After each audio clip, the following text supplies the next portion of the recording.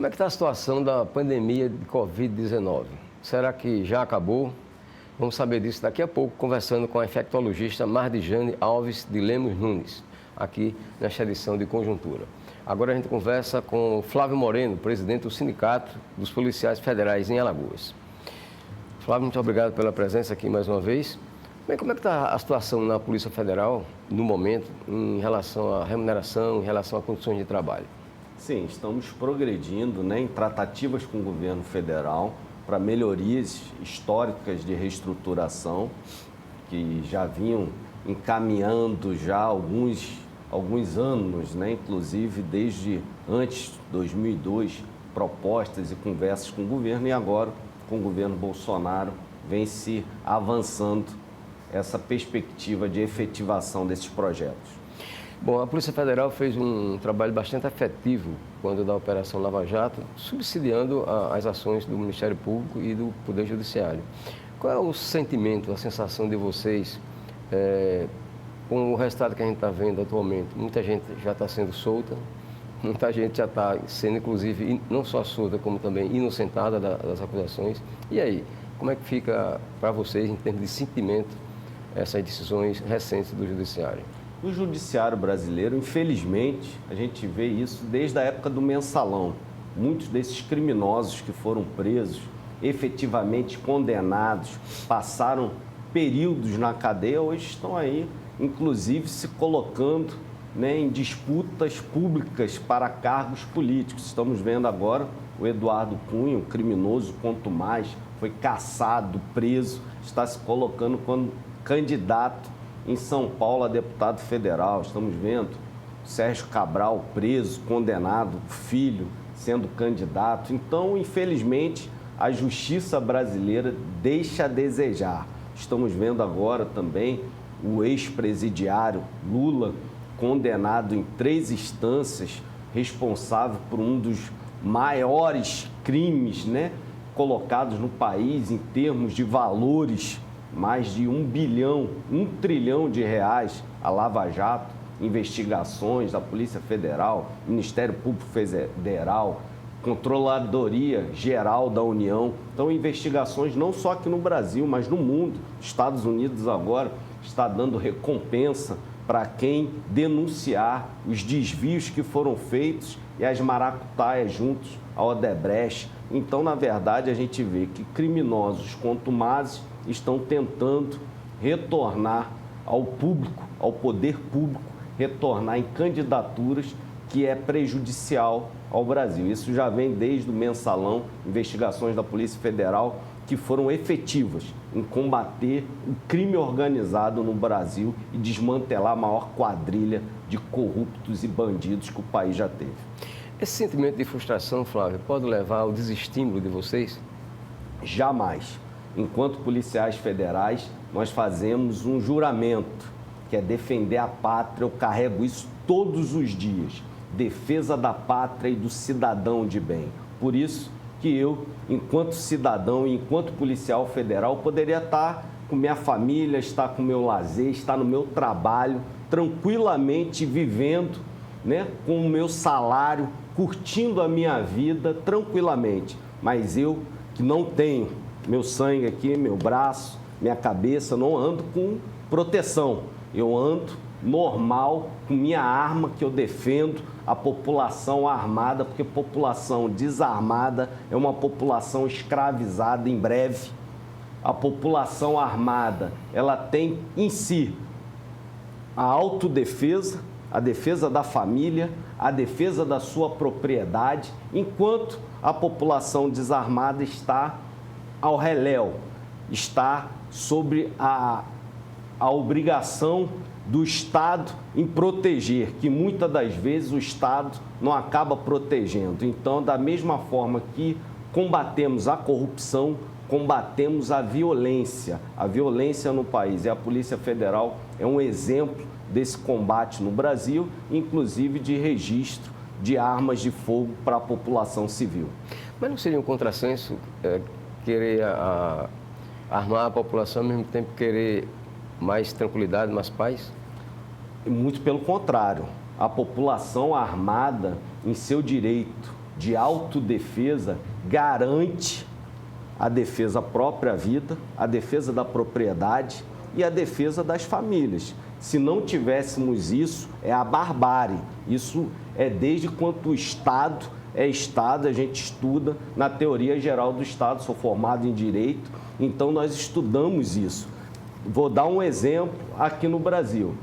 Quadriplicou o registro de armas de 2018, eram aproximadamente 50 mil registros por ano, e agora saltou para 200 mil registros ao ano no ano passado. Proporcionalmente, reduziu a violência e os homicídios no Brasil em 20%. Então, na verdade, a população armada, muito pelo contrário, ela garante a autodefesa, a defesa da vida, garante a população com sua propriedade e garante as famílias.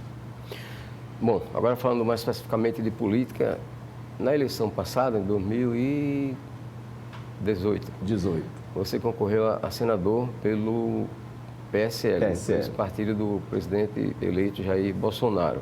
Agora você se filiou ao PP para ser candidato na eleição deste ano. Por que não o PL, que é o partido atual do presidente?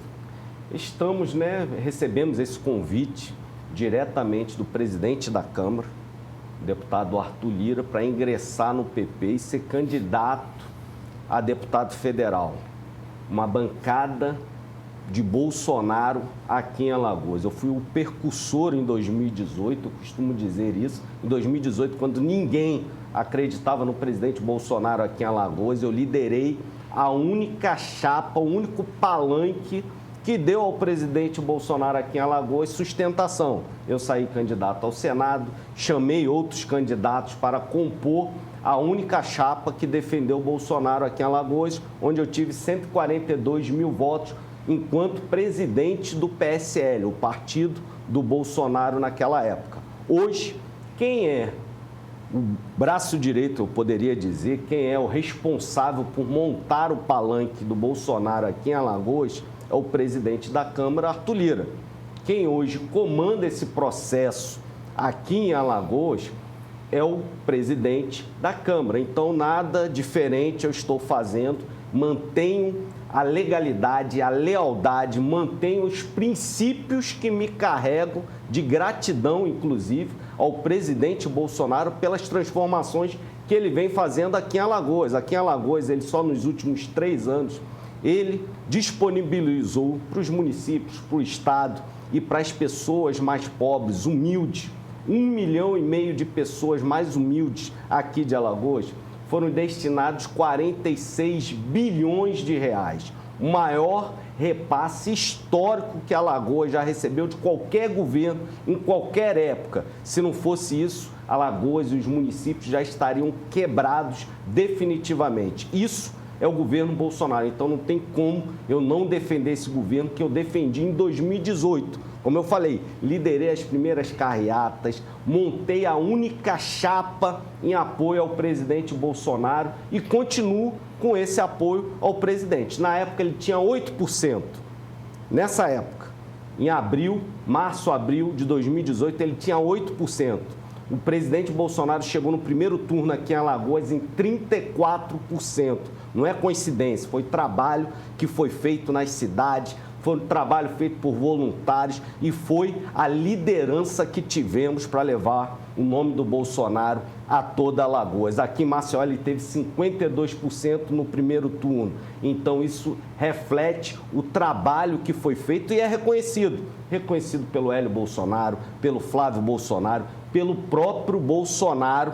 E esse convite ao PP significa, mais uma vez, o reconhecimento do trabalho realizado por Flávio Moreno e o histórico de vida. E a avaliação do presidente, no geral, em nível de Brasil? Eu costumo dizer que o presidente Bolsonaro, como eu falei, nessa época, em 2018, aqui em Alagoas, ele tinha 8%, chegou a 34%. Em âmbito nacional, nessa época, ele tinha 11%, 15%, em algumas pesquisas. Ele se mantém nos 30%, mesmo recebendo pancada todo dia da mídia, pancada todo dia da esquerda. Ele se mantém com esses 30%, ou mais, inclusive. Nós temos pesquisas já registradas, concluídas, que dão o presidente Bolsonaro à frente do ex-presidiário já no primeiro turno, e no segundo turno ele dá uma lavada. Então, muitas pessoas votam no presidente Bolsonaro, mas não declaram. Votam, querem votar no presidente Bolsonaro, receber algum desses benefícios já do governo Bolsonaro. Por exemplo, aqui em Alagoas, 10 mil casas populares entregues pelo governo Bolsonaro. Aqui em Alagoas, o Canal do Sertão chegando à etapa 4, governo Bolsonaro, estava lá parado há décadas. Aqui em Alagoas, 500 mil famílias beneficiadas com o Auxílio Brasil de R$400, que eu me comprometo, inclusive, de ajudar, de trabalhar para que chegue a R$600 e que as famílias tenham um poder aquisitivo maior. Escola Cívico-Militar, primeira vez na história, Maceió, Rio Largo e Maragogi, um convênio feito com o governo federal, estão recebendo escolas cívicos militares, que a gente quer ampliar para toda Alagoas e todos os municípios. Flávio, na eleição passada, o adversário principal do presidente eleito, Jair Bolsonaro, que terminou eleito, foi Fernando Haddad. Lula não pôde concorrer porque estava afastado pela justiça dos seus direitos políticos. Mas agora o confronto é com o próprio Lula, que é o principal mentor, a criatura principal do Partido dos Trabalhadores. Não fica mais difícil para o presidente Bolsonaro? Com certeza não, com certeza não.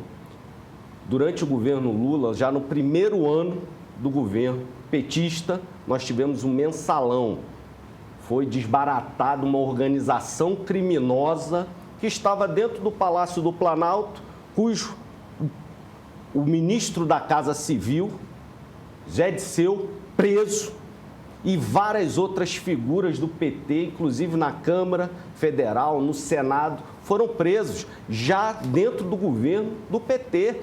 Várias operações da Polícia Federal. Então, é um governo do ex-presidiário, manchado por corrupção, manchado por destinar recursos do povo brasileiro para empresas em falcatrua e para o exterior, para ditaduras comunistas.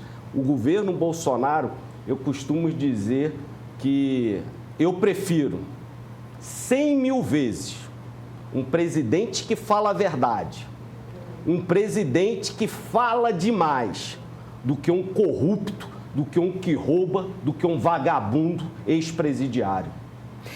Flávio, o presidente Bolsonaro, na campanha de 2018, dentre os compromissos que ele assumiu, pelo menos 2 ele não cumpriu. Um foi a correção da tabela do imposto de renda, que beneficiaria a classe média. E o outro foi, ele dizia que não ia usar o cartão corporativo na presidência da República, está usando, inclusive gastando mais do que os governos passados. E aí? Na verdade, o que a gente assiste no governo Bolsonaro, de benefícios que foram feitos para a população, de benefícios em obras, de infraestrutura que estavam paradas há décadas. Foram entregues mais de 200 obras só nesse período aí de 2, 3 anos do governo Bolsonaro, obras grandes, gigantescas, com o ministro Tarcísio e outros ministros, obras grandiosas. O presidente Bolsonaro, ele tem um vice também. Nos governos anteriores, por exemplo, no caso do Temer, o Temer era sozinho, então o cartão corporativo era só o Temer. A Dilma não tinha, no entorno dela, era só ela. Então, na verdade, os gastos em relação ao presidente Bolsonaro são menores, se for comparar, em relação a esses outros ex-presidentes, que inclusive ainda gastam recursos hoje. Existe, no âmbito do Brasil, esses ex-presidentes da República têm recursos mensais sendo destinados a eles para segurança, para locomoção, porque são ex-presidentes. Então, o presidente Bolsonaro, os gastos em relação aos outros presidentes, se comparar que ele tem um vice, se comparar que ele tem uma estrutura que movimenta o Brasil, em que ele tem que visitar as obras que estão sendo feitas, ele tem que ir em outros países para que venham recursos para o Brasil, por exemplo, ele foi lá agora na Arábia, foi na Rússia, recursos que estão vindo para o Brasil de empresários, de empreendimento, de outros governos. Então, se a gente for comparar isso com os governos anteriores, os gastos são menores. Em relação ao ajuste da tabela do imposto de renda, da reforma tributária, o governo Bolsonaro encaminhou o projeto para a Câmara Federal. Está lá parado a reforma tributária que resolveria definitivamente os impostos no Brasil, está lá parado. Vou dar um exemplo. Um carro popular que hoje está custando aí em torno, alguns carros populares, né, bem equipados, R$90 mil, 50%, R$45 mil são impostos. Isso é um absurdo. Você vai lá no combustível, está aí R$6, R$7, a metade são impostos. R$3,50, R$3 são impostos. Isso é um absurdo. Onde estão indo esses impostos? É o ICMS que abastece os governos estaduais e estão com caixa cheio, com o aumento que vem tendo dos alimentos, que vem tendo a gasolina, o combustível, eles estão com caixa cheio. Por que estão com caixa cheio? O aumento de tributos, eles não reduzem. Então, o governo Bolsonaro ele já encaminhou para o Congresso a reforma tributária, parte da reforma tributária, e infelizmente o Congresso não aprova. Ok, nosso muito obrigado a Flávio Moreno, presidente do Sindicato dos Policiais Federais em Alagoas. A gente volta daqui a pouco conversando com a infectologista Mardijane Alves de Lemos Nunes. Até já.